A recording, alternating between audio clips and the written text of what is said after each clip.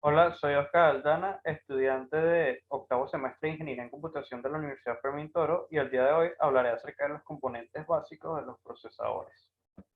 La unidad aritmética lógica, también llamada ALU por sus siglas, se trata de un circuito digital que, formado por transistores, que permite realizar operaciones aritméticas como lo es la suma, resta, multiplicación y operaciones lógicas, AND, OR, entre otras, entre valores, generalmente uno o dos de los argumentos.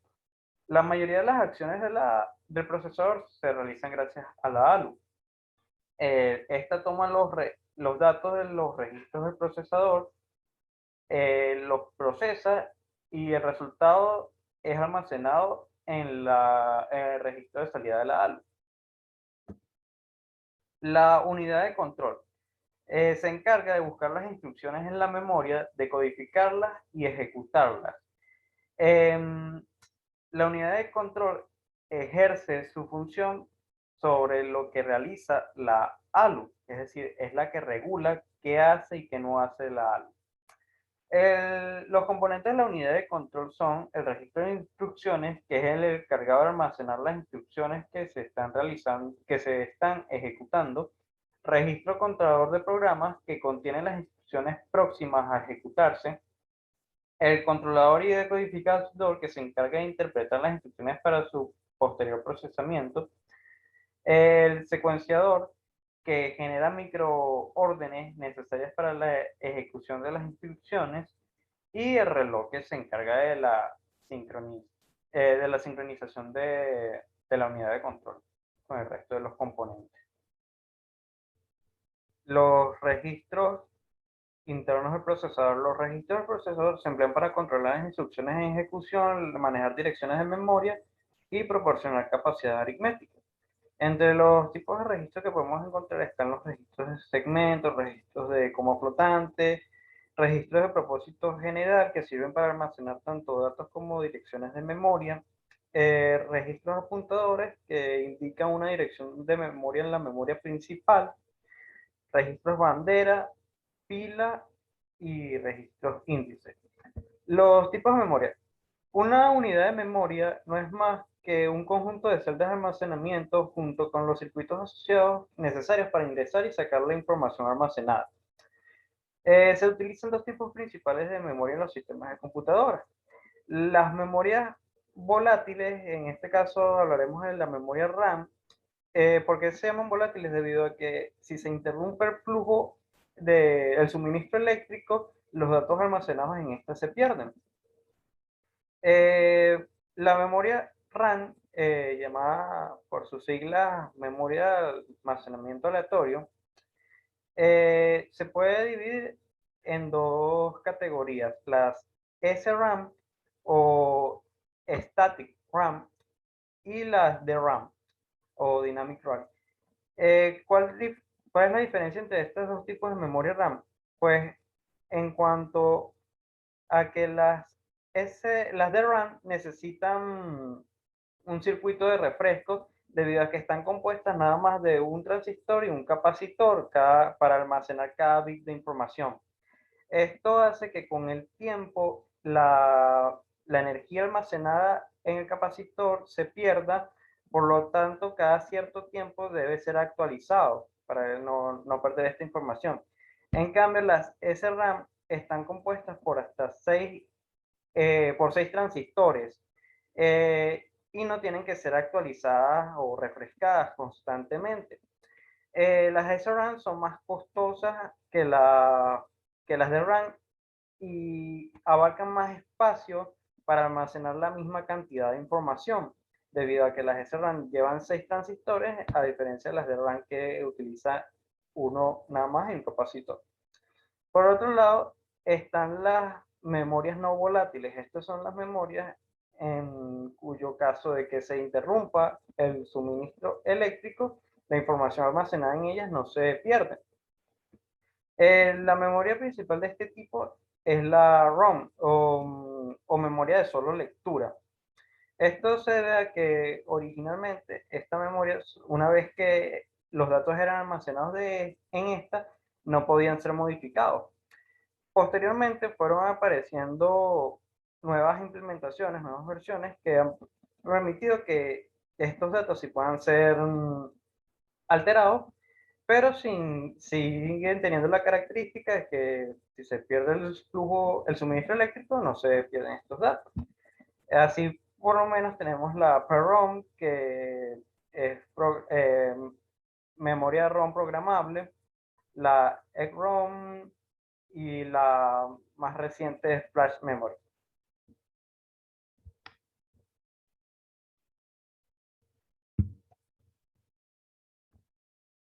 Los tipos de puertos. Un puerto es una interfaz a través de la cual se pueden enviar y recibir distintos tipos de datos. Los puertos se dividen en seriales y paralelos. Los puertos, en el caso de los puertos seriales, los datos son enviados mediante un solo hilo. Los bits se envían uno detrás del otro, como podemos ver en esta ilustración. En el caso de los puertos en paralelo, los datos son enviados de forma simultánea por varios canales o hilos, como vemos acá. Los puertos seriales originalmente eran unidireccionales. Tiempo después fue que se introdujeron puertos seriales bidireccionales. La velocidad de transmisión suele ser mayor en el caso de los puertos paralelos. Los dispositivos de entrada y salida son dispositivos que no pertenecen al núcleo fundamental del ordenador formado por la unidad central de procesamiento y la memoria principal, y que permiten realizar operaciones de entrada y salida complementarias al proceso de datos que realiza el CPU. Estos dispositivos son los que permiten tener contacto o interacción del procesador con el medio externo.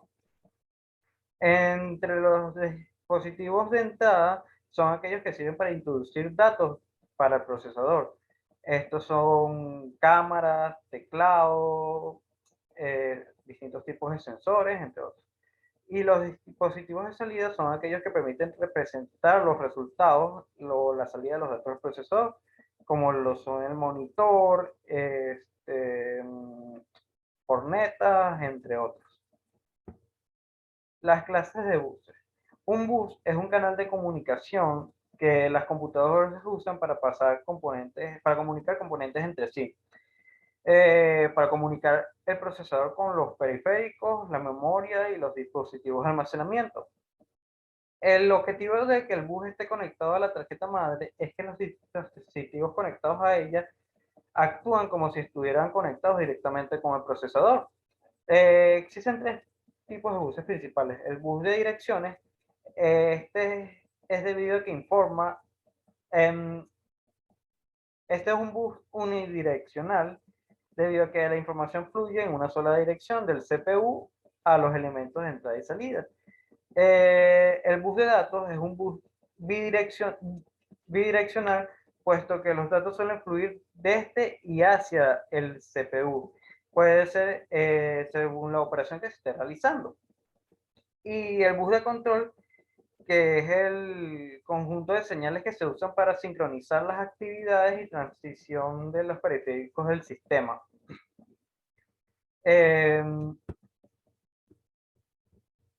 Clases de instrucciones. Una instrucción es una operación elemental que el procesador puede realizar.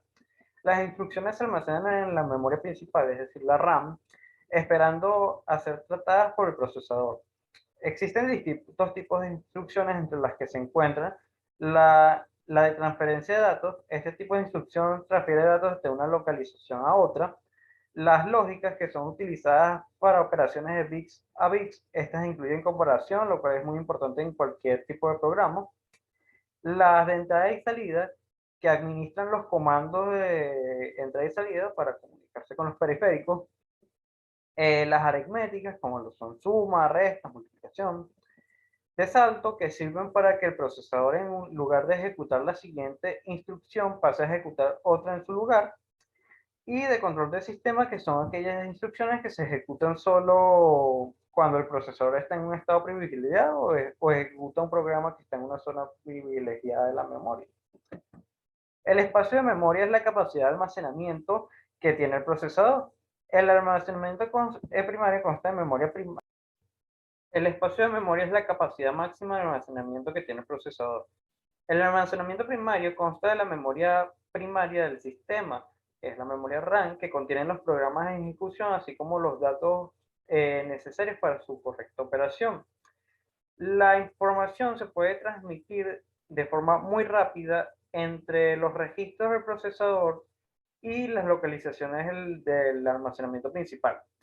Debido a la gran diferencia de velocidad entre el procesador y la memoria primaria, fue necesario el surgimiento de la memoria caché.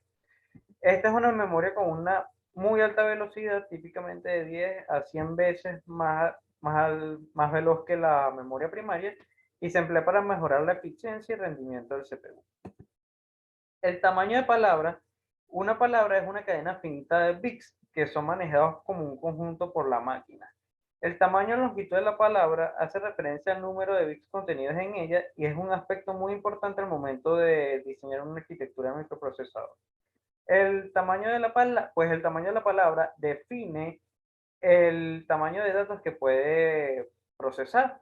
Por ejemplo, en el caso de la arquitectura x86, el tamaño de los registros de las palabras es de 32 bits.